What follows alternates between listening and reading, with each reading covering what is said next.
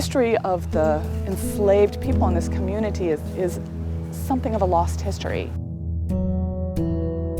The Bailey House in Cambridge is a well-known historic site on the Mid-Shore. Located off of High Street, a street linked to the route of the Underground Railroad that runs through Dorchester County, the house is believed to be the city's oldest residence, dating back to the late 1740s.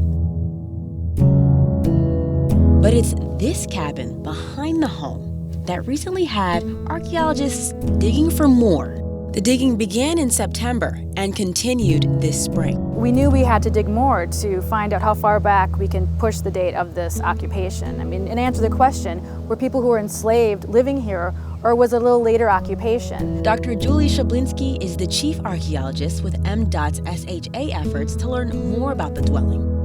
Archaeologists believe the cabin was built in the late 1700s, but was moved to its current location behind the Cayley Bailey House around the mid-19th century, sitting right here for decades, full of untold stories and historical uncertainties.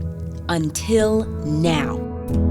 What we've been able to learn with coming back here, we've excavated the entire interior of the cabin as well as the outside, and I can tell you definitively that we do have a family that lived here for decades. While historians are still unsure as to how far back that family or others lived in the cabin, what they found shows there was definitely something beneath the soil. Once the artifacts were found, the soil needed to go back, which is what these crews were working on this late spring day.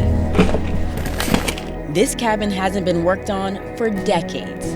When Catherine Morrison first bought the home, because of its old age, Morrison says she realized the cabin was in disrepair. She was looking for a way to stabilize the cabin's foundation when a researcher suggested, before digging the cabin up and uprooting the foundation, contacting some archaeologists would help to find what was beneath the soil.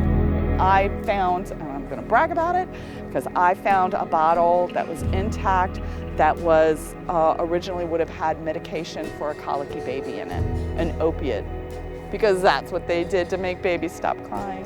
Also found in that soil were things like a broken plate, a toothbrush, and childhood items like a marble and a doll head. Memories of a family's past, long forgotten, but finally brought to light. And they are now important pieces of local history that local historian and tour guide Herschel Johnson can't wait to share with his community. It's so important because when you tell the story of America or the white community, you have to tell the story of the black community. Vice versa, the white, you have to tell the whole story. Archaeologists are examining the artifacts in a lab to try and determine a date range of when people lived in this cabin, and if they were slaves, working to help us better understand our difficult past and unearth the untold stories of this Cambridge family. And I think that there's been a rift in our community that needs to heal. And in order to do that, I feel that we need to have communication and understanding and appreciation, and you need to have knowledge. So in order to move into a more harmonious, respectful future, I think we really need to know about the past.